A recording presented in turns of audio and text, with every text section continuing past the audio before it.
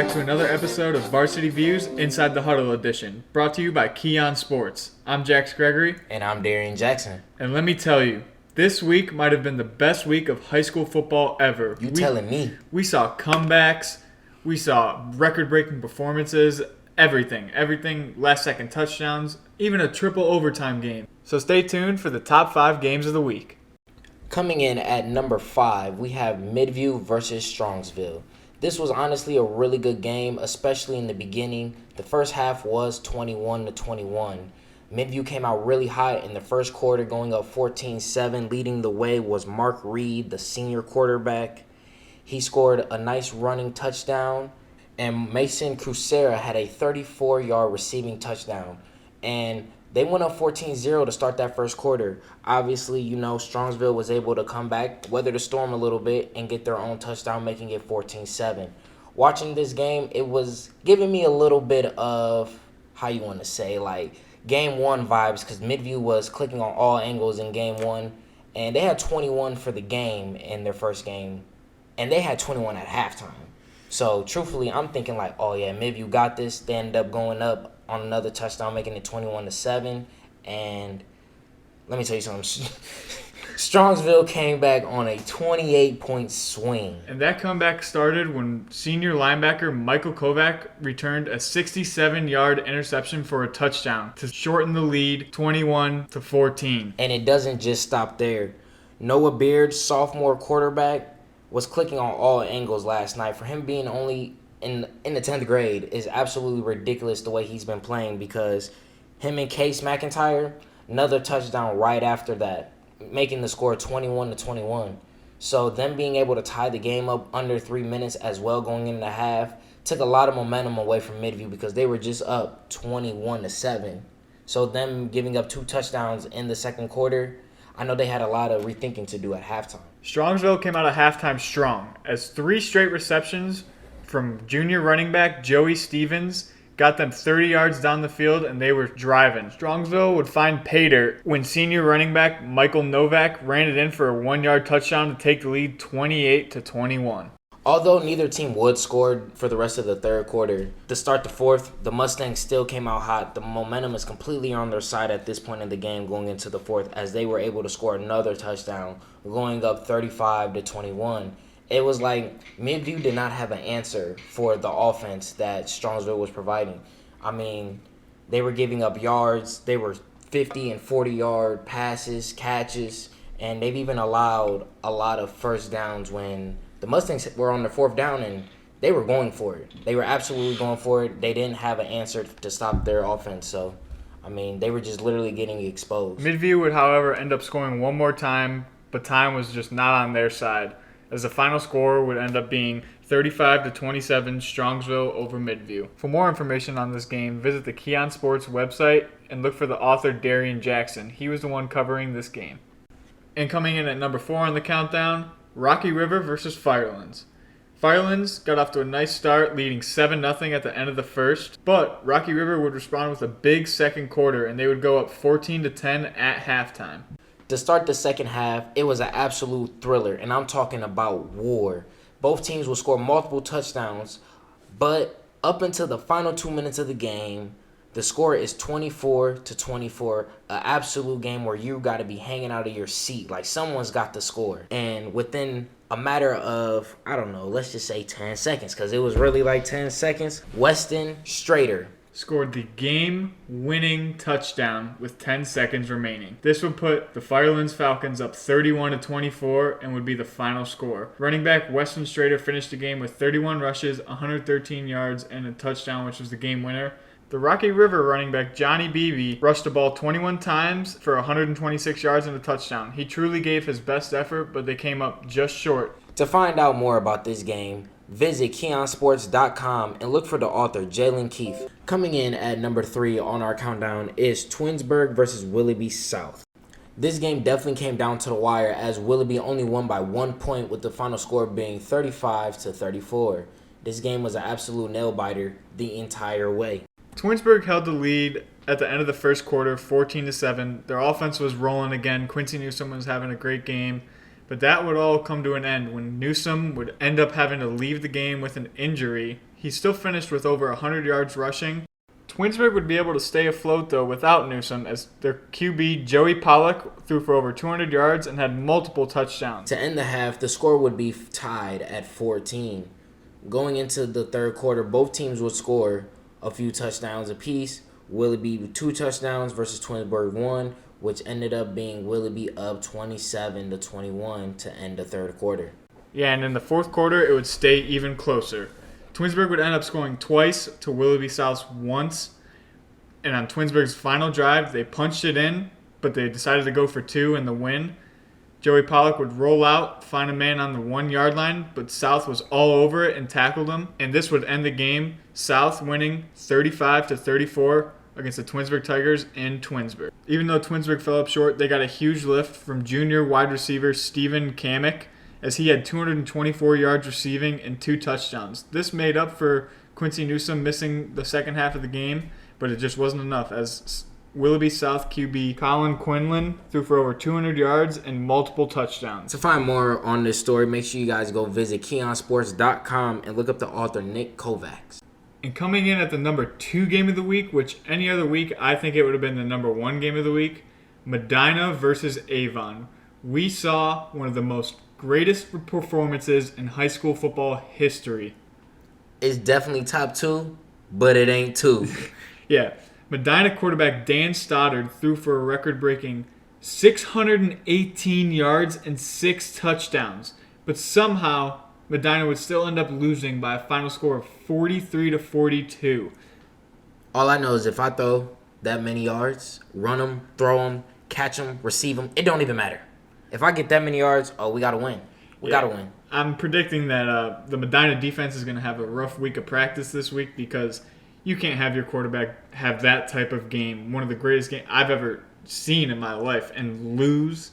I mean, something's got to give here. Oh, yeah, we running laps. If I'm the coach, we running laps. I mean, he broke the former 4-star recruit who's playing at Penn State now, Drew Aller's all-time passing record at the school. Which was 525 yards, just in case you guys were curious. He broke that by almost 100 yards. I mean, that is just insane. And somehow Avon still came out on top, and that was thanks to their running back, Jacorian Caffey, who had 24 rushes for 284 yards and 3 touchdowns. Another crazy day for a running back, as we saw last week. Quincy Newsome had that day, but this day was even better.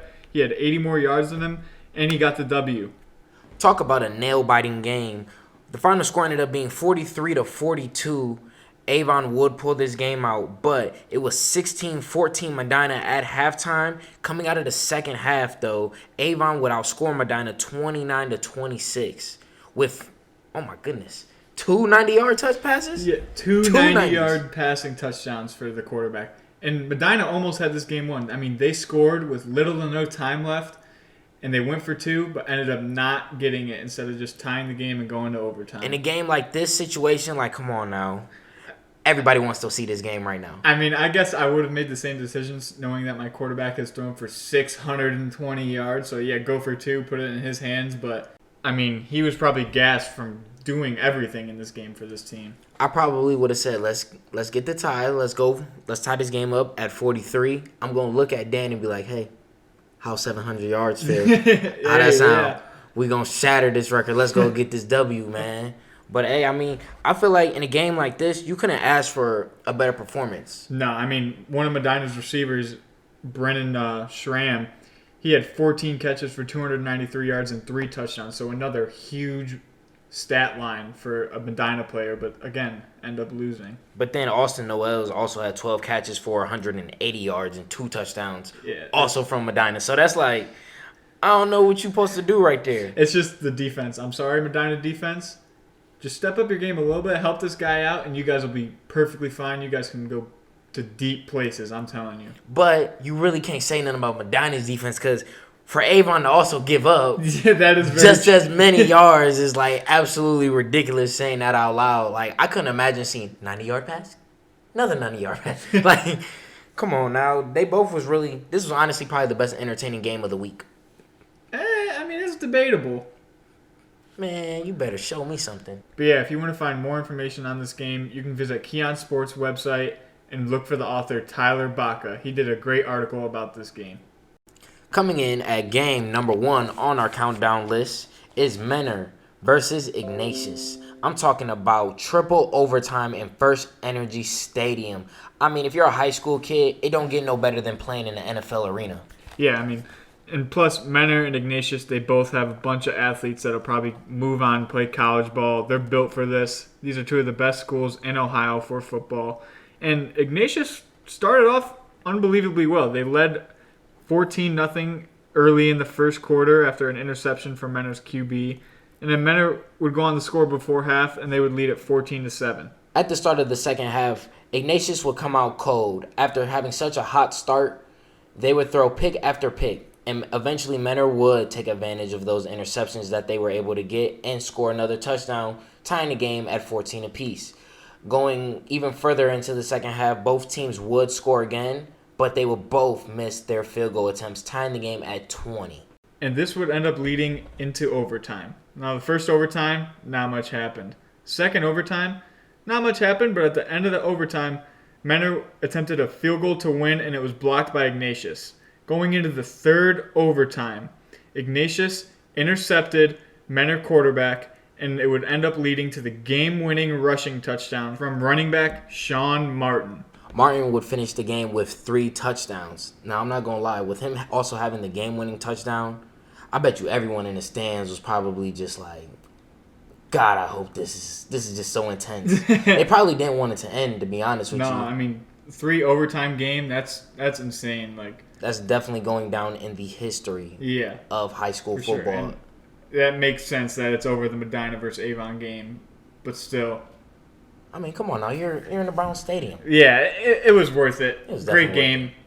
Jealous of everybody that got to see it live. To find out more information on this game, make sure you guys go visit KeonSports.com. The big homie himself, Vince McKee, is the author name. Make sure y'all go check out and tell him that we sent you.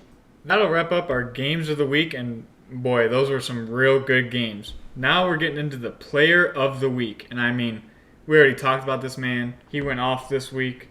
It's going to be Medina's quarterback, Dan Stoddard, throwing 39 for 53, 618 yards, and 6 touchdowns, with 2 of those touchdowns being 90-yard passing touchdowns.